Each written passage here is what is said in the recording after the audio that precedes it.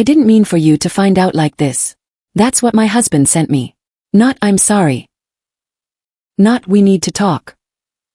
Just damage control.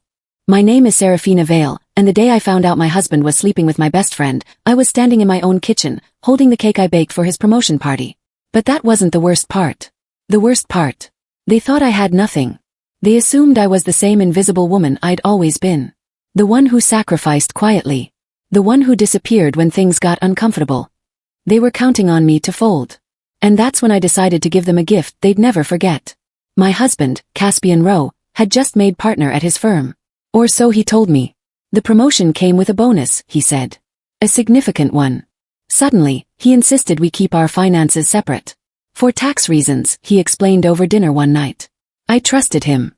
I always had. Across the table that same evening sat my best friend of 15 years, Leora Kensington. She smiled at me like family. She congratulated Caspian warmly. She hugged me and said how proud she was of us both. I didn't know they were already celebrating something else entirely. Something that had nothing to do with his career and everything to do with my destruction. I wasn't snooping. I want to make that clear. I was printing insurance documents for our car when I saw it. A receipt had gotten mixed in with the files. $3,482. Charged to the Aurora Meridian Hotel. The date jumped out at me immediately. It was the weekend Caspian said he was at a corporate retreat in Seattle.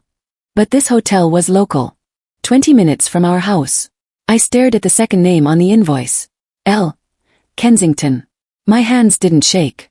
They didn't tremble with rage or grief. They went completely cold. Ice cold. Because in that moment, I knew. I knew everything. I didn't scream when I confronted him. I didn't throw things or cry. I asked one question. How long? Caspian didn't deny it. He didn't even try. He just sighed. As if I had inconvenienced him. As if I was being dramatic. He told me he'd fallen out of love. That Leora understood him in ways I never could. Understood him.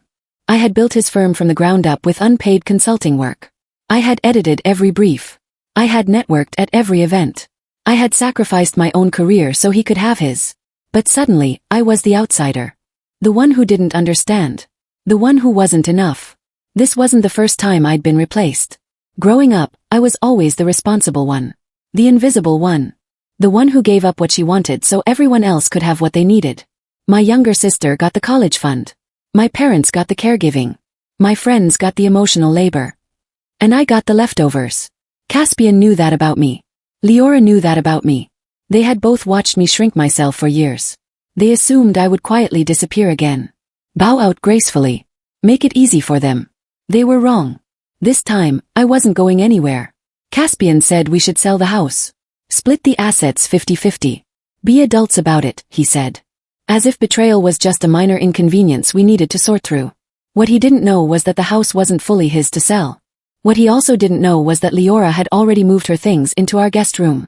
I found her skincare products in the bathroom. Her robe on the hook. They weren't even trying to hide it anymore. They were already playing house. Already building their future in the space I had created. And they expected me to just hand it all over with a smile. They started going public almost immediately. Dinner photos on social media. Weekend getaways to wine country. Subtle posts about finding real love. Finding yourself. Living authentically. Mutual friends stopped calling me. When I ran into people at the grocery store, they looked away. Leora had already started her whisper campaign. She told people I was emotionally distant. That I had let Caspian down. That I was cold. Unavailable. They rewrote our entire history. 12 years of marriage reduced to a narrative where I was the villain. But I had something they forgot. Something they never thought to check. I had paperwork. 3 years ago, Caspian almost went bankrupt. A former client sued him for malpractice. The case was ugly. Drawn out. Expensive. He was drowning in legal fees and couldn't make payroll. I saved him. I injected $200,000 from an inheritance into his firm. Money my grandmother had left me. But I didn't give it blindly. I didn't just hand him a check and hope for the best. I structured it carefully. I set it up as convertible equity. Silent ownership with a very specific clause buried in the contract. A morality clause. He signed it without reading the final draft. He trusted me. Just like I had trusted him. I met with Atticus Cade, a litigation attorney known for dismantling arrogance in the courtroom. He had a reputation for being ruthless but fair. I brought him everything. The contract. The hotel receipt. The payroll records I'd quietly copied. He read the contract twice. Then he leaned back in his leather chair and smiled. Not a kind smile. A predatory one. Your husband didn't just cheat on you, he said slowly. He breached fiduciary conduct. I felt something shift in my chest. Not heartbreak. Not anger. Clarity. Pure, cold clarity. For the first time in months, I felt like I could breathe. Caspian had listed Leora as a consultant on the firm's expenses. He'd been paying her using partnership distributions. $1,500 a month for marketing consultation. But Leora wasn't a marketing consultant. She was a freelance photographer. She had no expertise in legal marketing. None. It was a sham payment. A way to funnel money to her without raising suspicion. But here's what they didn't know. My equity percentage meant I legally owned part of every dollar the firm distributed. Including the money going to Leora. Including their little arrangement. I owned a piece of their affair. And I was about to collect. The morality clause was simple. It allowed immediate equity conversion if a partner's actions caused reputational harm or financial misuse to the firm. Infidelity with a consultant on payroll? That qualified. It qualified perfectly. I could force a buyout. Immediately. No waiting period. No negotiation. The value of my equity had grown significantly since I'd invested it 3 years ago. The firm was doing well. Caspian's reputation had brought in major clients. My initial $200,000 was now worth just over $320,000. I didn't want half. I wanted it all. Every single penny I was owed. I didn't warn them. I didn't give them a chance to prepare. I just sent the notice. Certified mail. To Caspian. To Leora. To the firm's managing board. Atticus handled the delivery personally. Caspian called me laughing when he first saw it. He thought it was a bluff. He told me I was being vindictive. That I was embarrassing myself. That no one would take me seriously. But then Atticus called the firm's board. He presented the contract. The evidence. The timeline. And suddenly, Caspian wasn't laughing anymore. Suddenly, he understood exactly how serious I was. When the board learned about the payroll arrangement, everything changed. The affair. The equity clause. The financial misuse.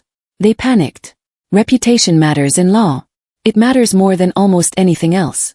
Scandal costs clients. It costs contracts. It costs credibility. Suddenly, Caspian wasn't the golden partner anymore. He wasn't the rising star. He was a liability. A risk. The board launched an immediate internal review. They froze all partnership distributions pending the investigation. They demanded documentation of every payment made to Leora. And they started asking questions Caspian couldn't answer. Not without incriminating himself further. He was trapped. And he knew it. Leora called me 3 days later. She was crying. Actually sobbing into the phone. She said I was destroying his career over a mistake. That I was being cruel. Vindictive. That I should think about what I was doing. I let her talk. I let her cry. Then I said something I'd been holding back for months. You helped build the match, Leora. I just lit it. She went silent. Completely silent. Then she hung up. She didn't call back. Neither of them did. Not for a while. They were too busy trying to contain the damage. Too busy watching their perfect little fantasy crumble around them. The social fallout was immediate. The firm launched a formal internal review. Clients started asking questions. Why was a partner's mistress on payroll? What other financial irregularities existed? One major corporate client paused contract negotiations entirely. You helped build the match, Leora. I just lit it. She went silent. Completely silent. Then she hung up. She didn't call back. Neither of them did. Not for a while. They were too busy trying to contain the damage. Too busy watching their perfect little fantasy crumble around them. The social fallout was immediate. The firm launched a formal internal review. Clients started asking questions. Why was a partner's mistress on payroll? What other financial irregularities existed? One major corporate client paused contract negotiations entirely. They said they needed to reassess their relationship with the firm. The other partners were furious. Caspian had put everyone's livelihood at risk for an affair. The buyout amount kept increasing. Not just because of my equity. Because of projected damages. Lost business. Reputational harm. They weren't just facing embarrassment anymore. They were facing financial collapse. And it was all because they thought I'd go quietly. Caspian asked to meet 6 weeks after I filed the claim. He suggested coffee. Neutral ground. For the first time in months, he looked genuinely afraid. Smaller somehow. He sat across from me and tried to smile. Tried to be charming. He said maybe we'd been hasty. That maybe we could work things out. Go to counseling. Start over. I stared at him. This man I'd spent 12 years with. This man I'd built a life with. And I realized he wasn't asking because he loved me. He was asking because he couldn't afford me. Because losing me was costing him everything. The true cost became clear during discovery. Between legal fees, lost clients, and the equity conversion, the damage crossed $400,000. Leora's consulting payments were flagged by the IRS. She hadn't reported them as income. Tax implications followed. Penalties. Back payments. Interest. The firm's accountant found other irregularities too. Expense reports that didn't match receipts. Business dinners that looked suspiciously like dates. They had built their entire romance on stolen credibility. On money that wasn't theirs. And now it was all being audited. Examined. Exposed. Their perfect love story was costing them more than they'd ever imagined. I wasn't vengeful. I want people to understand that. I wasn't trying to destroy them out of spite. I was just prepared. All those years of being overlooked had taught me something valuable. They'd taught me to pay attention. To read the fine print. To protect myself quietly. While everyone else saw a doormat, I was learning contracts. Studying structures. Building safety nets they never knew existed. They thought kindness meant weakness. They thought patience meant stupidity. But it didn't. It meant I was ready. Ready for the moment they underestimated me. And that moment had finally come. Caspian stepped down from the partnership 3 months after I filed. Voluntarily, the press release said.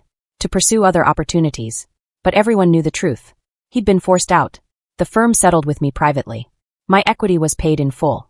$327,000. With interest. With damages. I signed the settlement agreement in Atticus's office. Caspian wasn't there. He'd sent his lawyer instead. He couldn't even face me.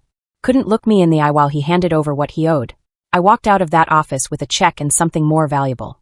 My self-respect. Their relationship stopped appearing online after that. No more cozy dinner photos. No more weekend getaways. No more posts about authentic love. Leora lost her consulting credibility. No firm wanted to be associated with the scandal. No company wanted to hire the woman who'd helped bring down a law partnership. She moved back to her hometown 6 months later. Quietly. Without announcement. Caspian took a job at a smaller firm in another city. A significant step down from where he'd been. They still had each other. But they had no leverage. No power. No future they'd stolen from me. I took the settlement money and did something I'd dreamed about for years. I invested in a female-led startup incubator. A fund that helped women launch businesses. Women who'd been overlooked. Underestimated. Counted out. I named it Phoenix Vale Capital. Because sometimes destruction funds rebirth. Sometimes you have to burn everything down to build something better. Something stronger. Something that can't be taken from you. The first company we funded was a legal tech startup. Founded by a woman who'd left a toxic law firm. The irony wasn't lost on me. Neither was the satisfaction. Months later, Caspian texted me out of nowhere. Just one line. I never thought you'd do this. I stared at those words for a long time. I thought about everything that had happened. Everything I'd lost. Everything I'd gained. Then I responded with the truth. The simple, undeniable truth. You never thought I could. He didn't respond. There was nothing left to say. We were done. Completely done. Not just legally. Not just emotionally. We were done in every way that mattered. And I was fine with that. More than fine. A year later, industry rumors started surfacing. People talk in legal circles. They always do. The promotion Caspian had celebrated so publicly? It had been conditional. He'd needed my capital injection to secure it. The partnership had required a significant financial contribution. Proof of stability. He couldn't make it on his own. So he'd used my money. My inheritance. My trust. I didn't ruin his career. I just stopped funding it. I stopped being the invisible support system he took for granted. And without me propping him up, everything collapsed. Not because I destroyed him. Because I stopped saving him. The real victory wasn't the money. It wasn't the settlement or the firm's collapse or Leora's ruined reputation. The real victory was that I stopped shrinking. I stopped making myself smaller so other people could feel bigger. The house. I kept it. Refinanced it in my name alone. The firm equity. Converted and invested in my own future. The narrative. I rewrote it completely. I wasn't the cold, distant wife anymore. I was the woman who knew her worth. Who demanded accountability. Who refused to be erased. And that story, the true story, was so much better than anything they could have invented. If someone betrays you, here's what I learned. Don't react immediately. Don't scream or throw things or beg them to stay. Just breathe. Review the paperwork. Check the contracts. Look at what you actually have versus what you think you have. Because sometimes the most devastating revenge isn't dramatic. It isn't loud. It's simply enforcing the contract they were too arrogant to read. It's holding people accountable to the agreements they signed. And that's exactly what I did. I gave Caspian and Leora a gift they'd never forget. A $200,000 legal nightmare wrapped in accountability. And I'd do it again.